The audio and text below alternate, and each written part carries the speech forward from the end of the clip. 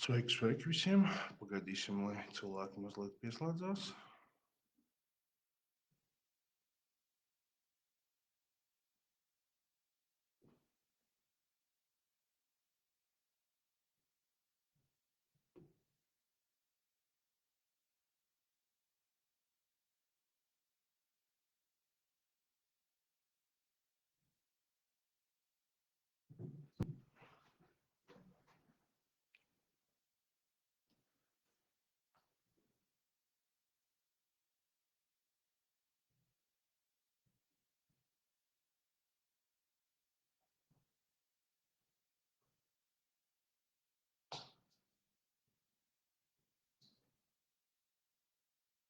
Sveiki, sveiki! Vēl minūtīti bišķi, lai cilvēki pieslēdzās, un tad sāksim.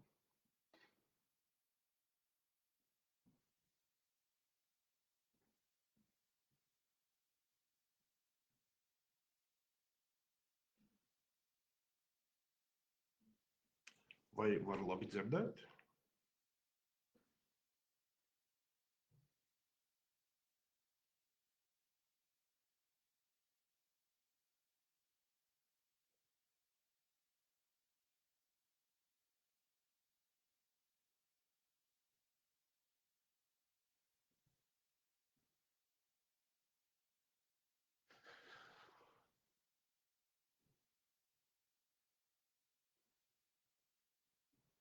Lokri vēlreiz. Tā, cilvēks slēdzās klāt. Vai mani var labi dzirdēt? Es ceru, ka var. Ierakstiet, ja ir kaut kādas problēmas.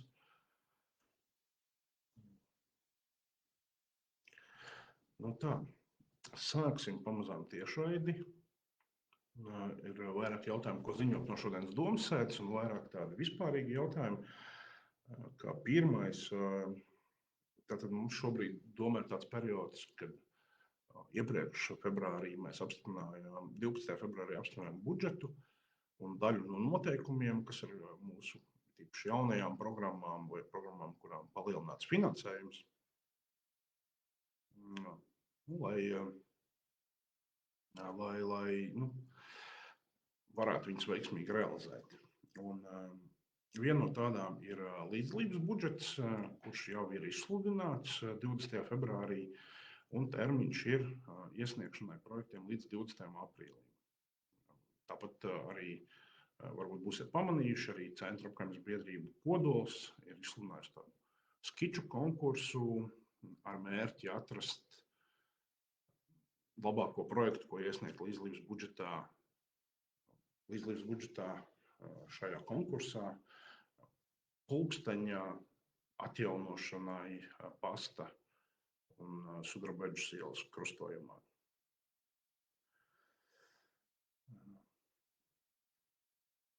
Tā, tad vēl tādi jautājumi, kas pēdējās dienās ir,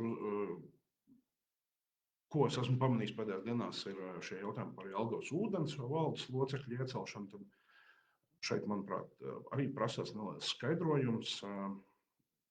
Ūdens piegāde ir kritiskā infrastruktūra, līdz ar to ir skaidrs, ka šeit mēs nevaram eksperimentēt kā pašvaldība. Mums ir nepieciešams zinošs cilvēks un cilvēks ar pieredzi. Un konkursā pieteikumus bija iesnieguši vairāki tādi. Es, protams, nevaru detaļās neko atklāt, bet, manuprāt, visu nominācijas komisijas locekļu vērtējumā Edgars Līts arī tika atzīts par labāko kandidātu. Un es gribētu arī teikt, ka šobrīd tas, ko mēs darām pašvaldībā, mēs valdes locekļiem izvirzīsim skaidrus sasniedzamos rādītājus un noteikumus, jo,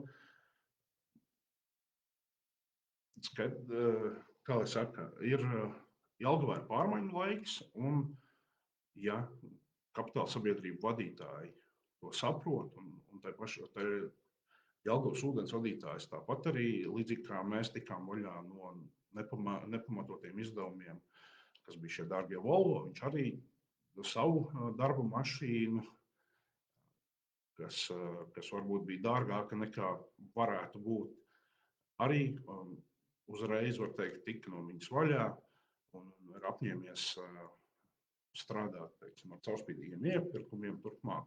Līdz ar to šāds profesionāls vadītājs,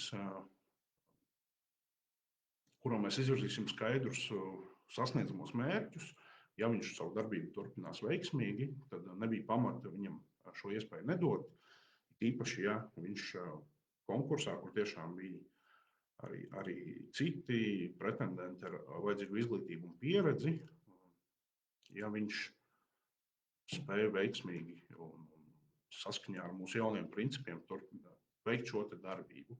Ko es gribētu atgādināt visiem iedzīvotājiem, kas man liekas svarīgi ņemt vērā, ka kapitāla sabiedrību valdes locekļi, šis amats ir ļoti nozīmīgs, jā, kā es minēju, īpaši kritiskā infrastruktūra.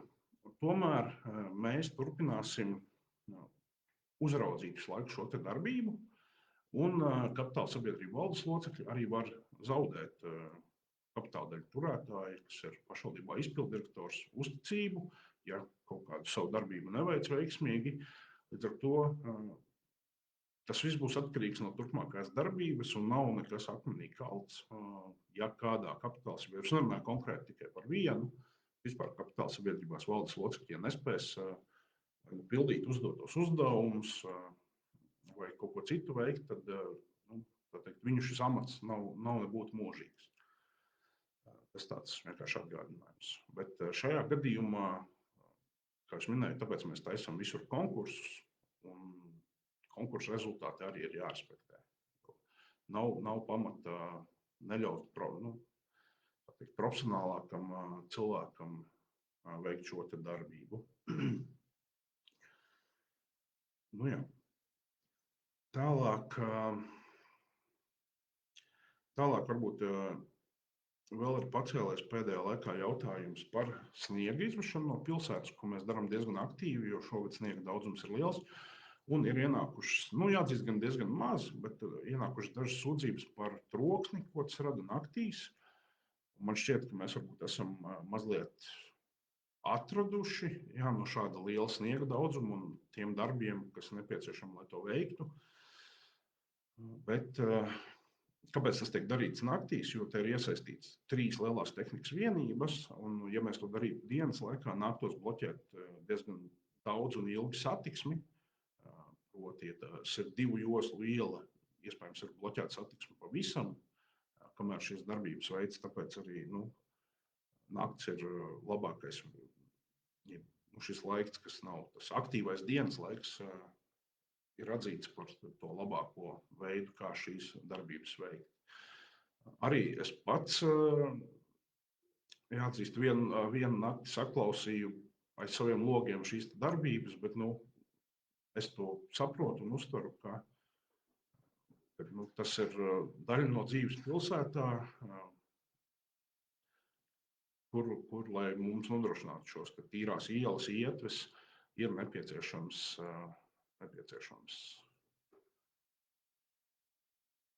samierināties ar kaut kādām neērtībām.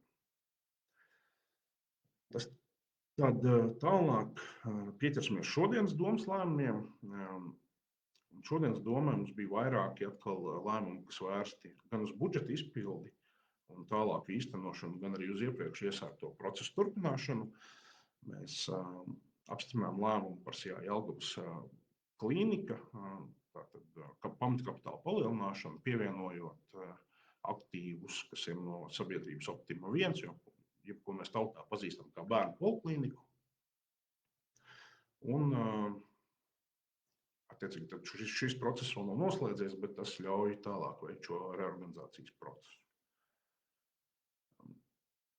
Paturpinājām līgumu slēgšanu ar Latvijas dzelzceļu. Tā ir teritorija, kas atrodas starp pie cukurfabrikas stacijas starp abām sliedēm un ļaus mums tur mobilitātes projektu ietvaros, ja valsts mums apstiprinās šo projektu, izbūvēt autostāvvietas, paplašinot šos park and ride risinājumus pie cukurfabrikas dzelzceļa stācijas. Tad nākamais pieņemām saistošos noteikumus par stipendijām sociālajiem darbiniekiem. arī ar mērķi. Tātad šī pozīcija bija iekļauta arī budžetā un apstiprināta. Mērķis ir, lai mēs varam piesaistīt vairāk sociālus darbiniekus, kas mums Jelgavā šobrīd trūkst. Domsēdē arī pieņēmām lēmumu Jelgavas valstspilsētas izglītības ekosistēmas attīstības stratēģiju nākamajiem 8 gadiem. Tātad palaist uz publisku apspriešanu, tas lēmums ir pieņemts, tas tūlīt tiks darīts. Un tiem, kam ir īpaši interesi, tad 19. martā, ja es nekļūdos, varbūt kalendārā, bet 19. martā tātad ir plānota šī apspriešanas sanāksme. Pulkstens 5, pulkstens 17. Zemgales reģiona kompetenču attīstības centrā. Tāpat virzam uz priekšu arī Dzirnavu un Bauskas ielas šo projektu, kas paredz ūdens kanalizācijas tīklu izbūvi Bauskas ielā un arī, protams, asfalta klājumu.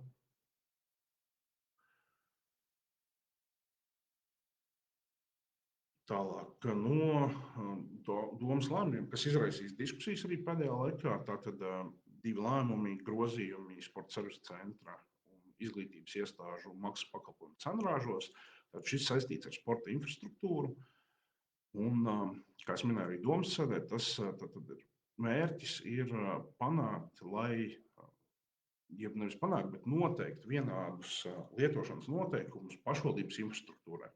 Nav tā, ka, teiksim, tiem, kam ir vieta, jeb laiks sporta hallē, Mātera ielā, viņi maksā līdz šim, piemēram, 10 eiro par sporta zāles izmantošanu stundā. Savukārt skolās šī cena bija 40 eiro apmēram stundā. Tad šobrīd mēs esam vienādojuši, paredzējuši 50% atlaidi, jeb šo maksu 20 eiro stundā par sporta zāli, sporta klubiem, kuri pārstāv Jelgavas sacensībās un nodrošina bērnu jauniešu treniņus. Savukārt, ja tas nav bērniem, jauniešiem, pieaugušajiem, bet šie klubi pārstāv Jelgavas sacensībās, tad ir 25% atlaide. Un tādā veidā mēs novēršam nevienlīdzību un ievērojam tādu godīgumu principu pašvaldības darbā, kas ir ļoti svarīgi. Bet tas lielais mērķis, ja mēs runājam par sportu, tas lielais mērķis noteikti pašvaldībai būtu palielināt šo sporta infrastruktūras pieejamību, gan attiecībā uz sporta laukumiem, gan arī sporta zālēm nākotnē, jo mēs redzam, ka to gribētāji ir vairāk, pieprasījums pēc telpām ir lielāks, un attiecīgi mēs kā pašvaldība virzīsimies to, lai šo pieprasījumu varētu apmierināt maz lielā daļā.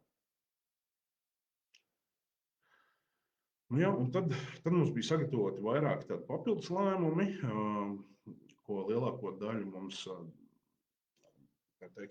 opozīcijas deputāti neapstiprināja.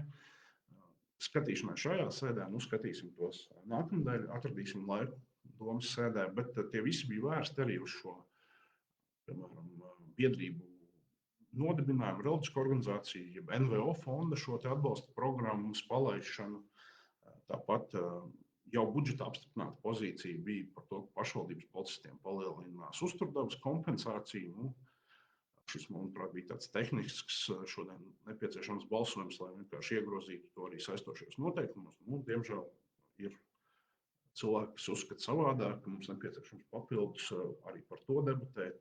Es varu pieņemt kritiku par to, ka kaut kādi šie nolikumi vai mediju atbalsta fonda nolikums, ka mēs varbūt pa vēlu viņu sagatavojam, jā, tā kritika ir pieņemama un mēs izskatīsim atsevišķi vēl šos lēmumus, bet jā, par pašvaldības policistiem, te man nebija saprotams šis balsojums. Vēl viena papildus lieta, kas saistās jau ar iepriekš apspriestu šo Kalnciema ceļa projektu. Kā es skaidroju iepriekš, kad mēs pieņēmām budžetu, tad šī Kalnciema ceļa ietves un arī citu projektu principā realizācija būs atkarīga no tā, vai pašvaldība varēs saņemt aizņēmumu valsts kasē. To mēs zināsim vēlāk martā, jo valsts šogad ir noteikusi jaunus kritērijus, kas pašvaldībā ir jāizpild. Tas saistīts ar bilancēm un likviditātes koeficientiem. Bet vienlaikus arī satiksmes ministrija katru gadu fondā paredz zināmas naudas līdzekļus, kas ir paredzēti pašvaldībām tranzīta ceļu. Tas nozīmē, kas ir daļa no valsts galvenajiem autoceļiem, vienkārši iet cauri pilsētām, jeb savieno šos valsts galvenos autoceļus. Un mūsu gadījumā tas ir arī Kalnciema ceļa posms no Loka maģistrāles līdz Jelgavas robežai. Šajā satiksmes ministrijas projektā finansējumā mēs jau esam iepriekš pieteikusies, saņēmuši 3,5 miljonu, mazliet pat vairāk finansējumu dzelzceļa tilta pārbūvēji Lietuvas šosejā, dzelzceļa pārvada pārbūvēji. Bet tā kā finansējums vēl bija palicis, tad šobrīd mēs iesniegsim pieteikumu arī asfalta seguma nomaiņai šajā Kalnciema ceļa posmā. Un, ja valsts atbalstīs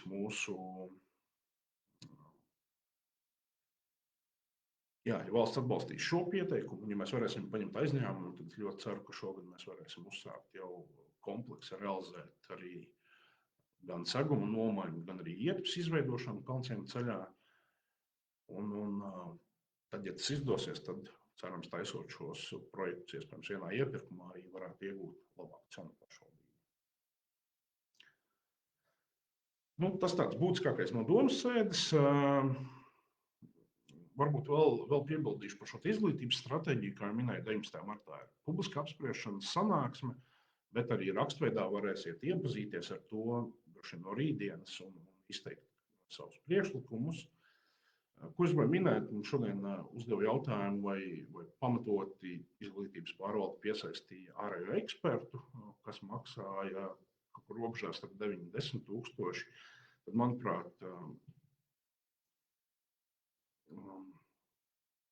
Tad, manuprāt, noteikti šis bija pamatoti, un arī pats piedalījos 2 darbsemināros, kur mēs ļoti intensīvi kopā ar vecākiem, skolotājiem, skolu vadībām diskutējām par nākotnes izaicinājumiem izglītībā, jo saistībā ar mākslīgā intelekta arvien straujāku attīstību skaidrs, ka šie izaicinājumi būs. Un mākslīgais intelekts, tie rīki, zināmā mērā jau aizstāja dažādus speciālistus, pēc gan mums skolās, gan arī kopumā universitātēs noteikti jādomā nākotnē, kā mēs virzam šo izglītības procesu, kādas prasmes mēs caur izglītības procesu centīsimies iemācīt mūsu jauniešiem. Un attiecīgi, tas, ka iepriekš bija sagatavota kaut kāda versija, tur gadu vēlāk situācija jau daļa mākslīgā intelekta, principā, ir jau citādāka. Un mums jāskatās ļoti ar jaunu skatījumu, kā mēs virzamies tālāk, gan mācību procesā, gan arī kā mēs izmantojam mūsu infrastruktūru kopumā. Un es domāju, ka šajos semināros to mēs veiksmīgi apskatījām, arī atjaunojam demogrāfiskos datus, un lai varētu strādāt ar precīzāku infrastruktūru. Tā kā šeit, es domāju, tā ekspertu atlīdzību diezgan pelnīta, un tās darba stundas bija daudz. Jautājums. Ķeramies pie jautājumiem. Tātad, kas tiek būvēts Loka maģistrāles un Aviācijas ielas krustojumā? Un, šādu jautājumu saņēmu jau pirms kāda mēneša, manuprāt. Pats arī tajā brīdī vēl nezināju, bet jebkurš patiesībā var iepazīties ar šo. Jebkurš patiesībā var iepazīties ar šo informāciju portālā Būvniecības informācijas sistēma BIS.gov.lv. Tur var redzēt izdotās visas būvļaujas. Arī man tur ielūkojoties bija skaidrs, ka te tiek plānots tirdzniecības centrs, kam jau kaut kādus 3-4 gadus atpakaļ ir izdota būvļauja, un tad šobrīd attiecīgi ir uzsākti šie te būvdarbi. Bet, ja jūs gribat, turpat ir vizualizācijas pieejamas, es neatceros nosaukumu. Nosaukums liecināja, ka kompānija varētu būt no Lietuvas. Tirdzniecības centra raksturs varētu būt ļoti plašs, ar lauksaimniecības arī tehniku saistīts iespējams. un precēm, bet jebkurš no jums var iet Bizgo.lv un pie aktuālās būvniecības informācijas, tur ir karte, jūs varat uzspiest, turpat ir vizualizācijas pieejams šim te veikalam. Variet paši iepazīties. Tā, nākamais jautājums ir, kāda ir domas plāni attiecībā uz Jelgavas cietumu pēc tās slēgšanas šovasar? Tad jā, šeit var minēt, ka, cik man zināms, pamazām notiek jau ieslodzīto pārvietošanu uz jauno Liepājas cietumu, un mums ir nepieciešams satikties ar Tieslietu ministriju, kas atbild vadošā ministrija par ieslodzījumu vietu pārvaldi un pārnāk šos nākotnes plānus. Šobrīd mums tāda konkrēta risinājuma nav, bet mēs kā pašvaldība noteikti esam ieinteresēti, lai šai vietā visdrīzāk, lai mēs ar tādiem saprātīgiem noteikumiem varētu šo vietu nodot privātajam sektoram, jo tur var attīstīties dažādi pakalpojumi, vai tie būtu dzīvokļi, vai varbūt kaut kas izmantojot šo te infrastruktūru vecā cietuma, tas jau būtu tālāk privātā sektora uzdevums. Mūsu tas mērķis ir panākt šo, un drīzumā vienosimies ar Tieslietu ministriju par tikšanos, lai šo jautājumu apspriestu. Jā. Tad ir jautājumi par ceļa segumu, par vairākām vietām. Jūs miniet par tiltiem, es arī skaidroju iepriekš pēc budžeta sēdē, gan arī tiešraidē pēc budžeta pieņemšanas, bet paskaidrošu vēlreiz. Tiltu, segumu sakārtošana Rīgas ielā uz tiltiem, tad tas ir starp Jāņa Čakstes bulvāru un līdz Kalnciema ceļam, noteikti viena no mūsu prioritātēm, bet šogad mēs īstenojam vairākus šos fondu projektus ar 15% līdzfinansējumu, tātad iegūstam iespēju atjaunot mūsu infrastruktūru par ārējiem līdzekļiem pārsvarā. Un tātad, kas mums šogad paredzēts? Ja? Arī šodien domas sēdē skatītā Dzirnava un Bauskas ielas projekts, Miera ielas projekts un dzelzceļa pārvades pār Lietuvas šosejām. Proti, ko tas nozīmē? Tas nozīmē, ka satiksme šajā te lielajā virzienā no Rīgas puses, ne tikai no Rīgas, no Iecavas, Bauskas puses, būs ierobežota iekļūšana pilsētas centrā, un mēs nevaram vienā gadā šos abus virzienus, kas ir galvenie iebraukšanas tādi punkti centrā pilsētā, mēs nevaram viņus abus ierobežot būtiski satiksmi, tad mēs radīsim ļoti apgrūtinošus pārvietošanās vispār gan pilsētniekiem, gan arī tranzītā caur pilsētu, kas brauc. Līdz ar to mums šobrīd segums starp abiem tiltiem noteikti paliek prioritāte, bet to mēs nevaram īstenot vienlaicīgi, tā kā tiklīdz pabeigsim Miera ielas un dzelzceļa pārvades šos projektus, tad ķersimies uzreiz klāt arī pie seguma atjaunošanas uz abiem tiltiem Rīgas ielā. Un par citām ielām, ja bija jautājumi, es varbūt minēt pirmā līnija, Vangaļu ceļš, tad šeit es gribētu minēt, ka mēs esam šogad paredzējuši 300,000 finansējumu Grānsceļu asfaltēšanai. Šobrīd ar pilsētsaimniecību diskutējam, strādājam, jo mēs vēlamies, lai šos lēmumus par to, kuri ceļi tiek asfaltēti, mēs nepieņemam nevis tāpēc, ka vai kāds dzīvo, vai es kādu pazīstu, bet lai mēs pieņemam pēc objektīviem kritērijiem.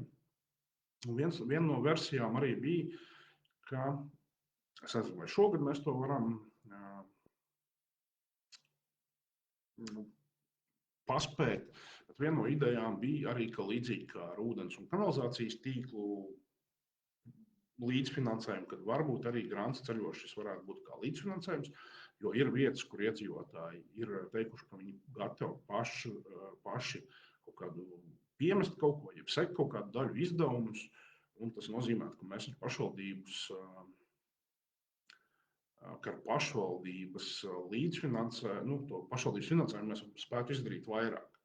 Šobrīd mums tāda programma nav, bet mēs diskutējam, jo ir arī tādi objektīvi kritēriji, pēc kuriem būtu jāvadās, skatoties no satiksmes plūsmas, vai tas ir svarīgs ceļš uz skolu.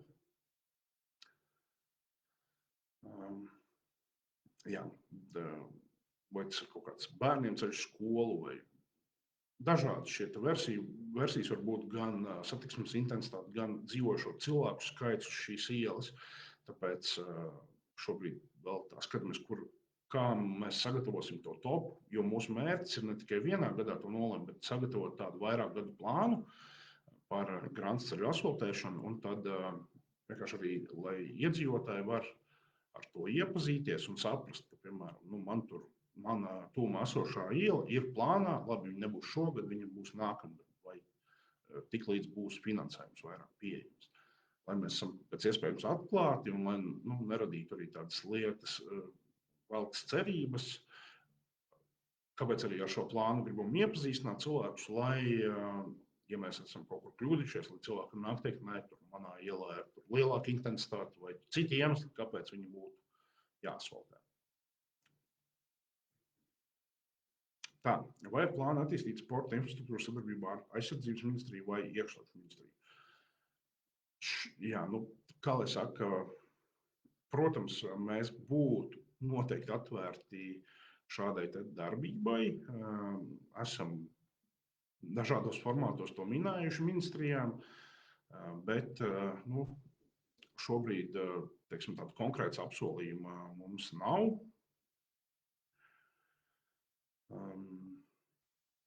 Jā, protams, centīsimies panākt, lai aizsardzības jomā vai iekšlietu jomā arī būtu interesi. Viens no šādiem mehānismiem, ko mēs centīsimies izdarīt, ir pie Spīdoles skolas stadiona projektā paredzēta bija arī šautuve, kas būtu gan jaunsardzes vajadzībām, gan arī mūsu pašvaldības policijas, droši vien arī valsts policijas vajadzībām. Tad šeit mēs noteikti mēģināsim panākt arī kaut kādu iekšlietu ministrijas vai aizsardzības ministrijas iesaisti. Jā. Es redzu, vēlreiz bija uzdots jautājums par tiltiem pār Lielapi, bet to es jau iepriekš atbildēju. Mēs nevaram vienkārši vienlaicīgi ierobežot iebraukšanu pilsētā no divām galvenajām artērijām, pēc 2 no 3 galvenajām, un attiecīgi to mēs realizēsim tiklīdz pabeigsim Miera un dzelzceļa, Miera ielas un dzelzceļa pārvada darbus Lietuvas šosejā. Precizēts jautājums par cietumu. Vai viņu nojauks vai atstās daļai pamestu teritoriju kā Pārliepas cietumu? Ar Pārliepas cietumu nevajadzētu, manuprāt, salīdzināt kā ar labo piemēru, jo te, zinām, atbildība, liela daļa atbildības ir jāuzņems valstī. Arī jāmet akmens iekšlietu ministrijas lauciņā, kuri ilgus gadus ir solījuši pašvaldībai šajā vietā, ka teikuši, ka viņiem šī teritorija ir nepieciešama, un tur tiks izveidot šis katastrofu centrs. Ko tas nozīmē? Tas nozīmē iekšlietu centrs visām iestādēm, tā skaitā policijai, neatliekamai palīdzībai, ugunsdzēsējiem un citām iekšlietu struktūrām. Turpat ir kaut kādi plāni pirmie veidoti, bet šobrīd, cik mums zināms, budžetā finansējums tam nav paredzēts. Un mums ir drīzumā arī ieplānota tikšanās ar iekšlietu ministru, lai apspriestu šo jautājumu. Jo, ja viņi neplāno reāli dažu gadu laikā tur kaut ko īstenot, tad mēs kā pašvaldība lūgsim atgriezt šo teritoriju pašvaldībai, lai mēs varētu tajā kaut ko attīstīt. Vai mēs, vai atkal uz izsoles pamatā vai abūs tiesību līguma pamata nododot kādiem privātiem investoriem.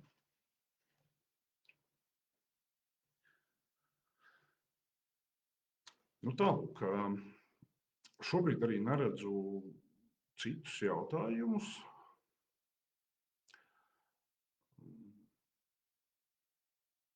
Mēģinu pārskrolēt pāri, bet jā,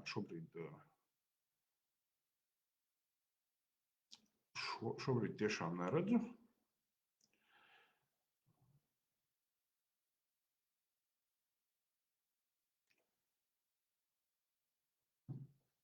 Ja jums vēl ir kas jautājums, ja neesam drīz taisījuši to noslēgumu, bet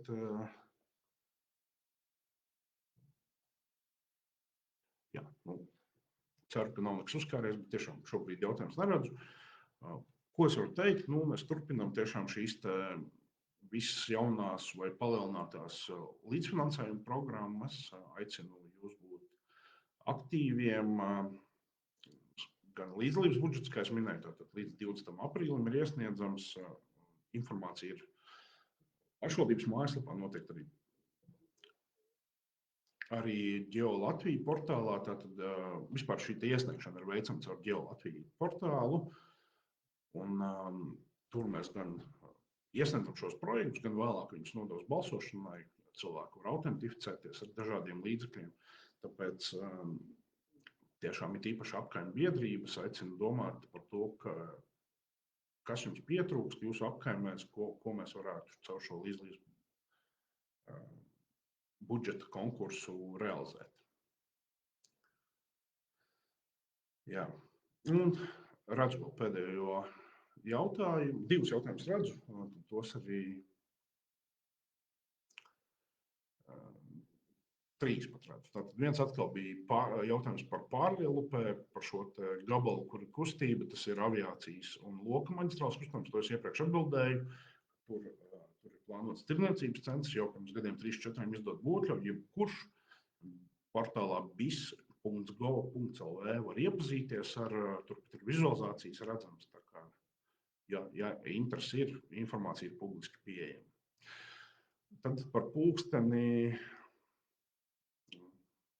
pulksteni, tur jau es arī minēju, jūs varat paskatīties Facebookā Centra apkaimes biedrību Kodols ir izsludinājusi skiču konkursu, aicinot cilvēkus iesniegt idejas, un mērķis gala beigās ir izvēlēties labāko ideju, ko iesniegt līdzdalības budžeta projektu konkursā. Un, jums noteikti nav jāsagatavo kā iesniedzējiem šis pilnais pieteikums, bet tas mērķis bija vienkārši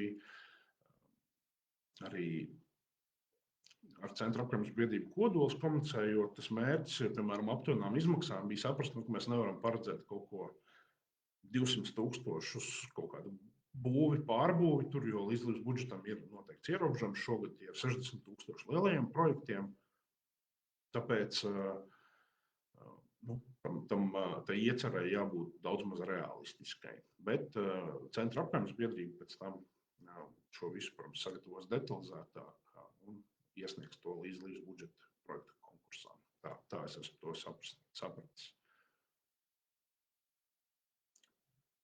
Nu jā, tad varbūt vēl, kam gribētu pieskarties, pirms beidzam pirmdien mums bija tāda arī tiešraidi varētu apskatīties no 23. februāra Jelgavas pilsētas lapā.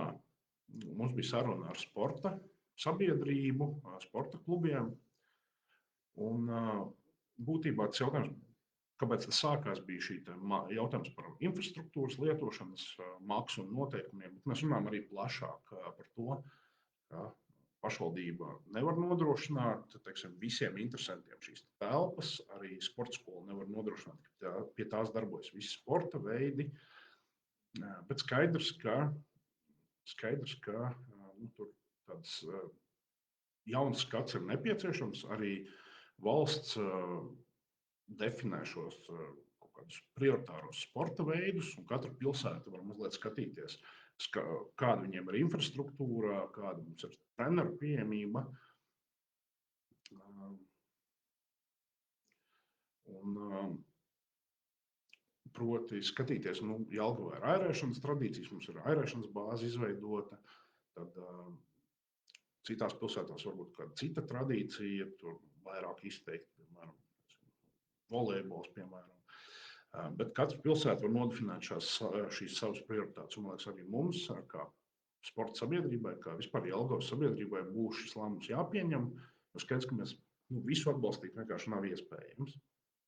Tāpēc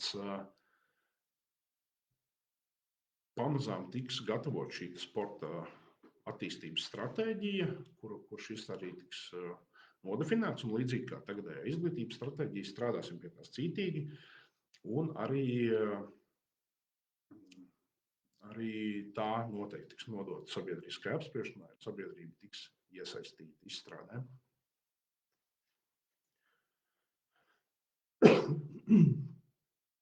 Nu, jā. Un tad varbūt noslēgšu ar to pēdējo jautājumu. Es redzēju. Jā, tas pēdējos centos arī atbildēt par to BJSS. Nu, tas ir saistīts ar šo te, jautājumu arī par bērnu jaunas sporta skolas darbību. Un, nu, tas iet kopumā ar šīm definētajām jomām. Nu, skatīsimies. Protams, tas viss ir vērtējams un domājams. Vienā dienā mēs to neizdarīsim. Bet kā pat kā citās jomās vienmēr ir vieta, kur augt, kur uzlabot esošos procesus, esošo kārtību, noteikumus. Tāpēc noteikti to darīsim. Es esmu arī lūdzis BJSS vadībai sagatavot tādu apkopojumu par esošo finansējumu sporta veidiem. Skatīsimies, ko mēs tur varam, vai mēs varam un kā mēs varam kaut ko uzlabot. Nu jā, un tad noslēgšu varbūt ar jautājums bija, vai Plūdiem Jelgava gatava? Un te es noteikti varu teikt, ka mēs esam gatavi. Šorīt no rīta tikāmies jau 3. civilās aizsardzības komisijas sēdē par šo jautājumu. Mēs esam atjauninājuši visu informāciju par pieejamiem resursiem kopā ar Valsts ugunsdzēsības glābšanas dienestu, ar Zemesardzi, ar visām mūsu kapitāla sabiedrībām, arī pilsētu un novads kopā. Esam izgājuši cauri šiem scenārijiem, kas notiek vienā vai otrā gadījumā, ja ūdens līmenis ceļas tik vai tik. Sazināsimies arī ar Joniču pašvaldību, jo Svētas upe, teiksim, šis Svētas upe sākas Lietuvā, šajā pašvaldībā, un lai mēs laicīgi zinātu, ja kaut kāds ūdens līmenis ceļas, esam gatavi gan iedzīvotāju evakuācijai, ja šie plūdi būs. Un, protams, tas nav izslēgts, jo sniega daudzums un arī ledus biezums šogad ir liels. Bet mēs esam resursus apkopojuši, pārbaudījuši, kādā gatavībā esam, kas mums ir pieejams, visādi sūkņi, ģeneratori. Tāpēc būsim maksimāli gatavi reaģēt uz šo plūdu situāciju. Arī mans aicinājums iedzīvotājiem ir paskatīties, mums ir pieejama gan LVGMC mājaslapā plūdu risku karte un arī lapā karte.jelgava.lv arī ir pieejama plūdu risku karte. Apskatiet, lūdzu, šīs abas, it īpaši jūs dzīvojat tuvu upēm, saprotiet, ja jūs esat šajā plūdu risku zonā, Jelgava šajā lapā karte.jelgava.lv var arī pieteikties agrīnai apziņošanai, kad jums tiks izsūtīti brīdinājumi,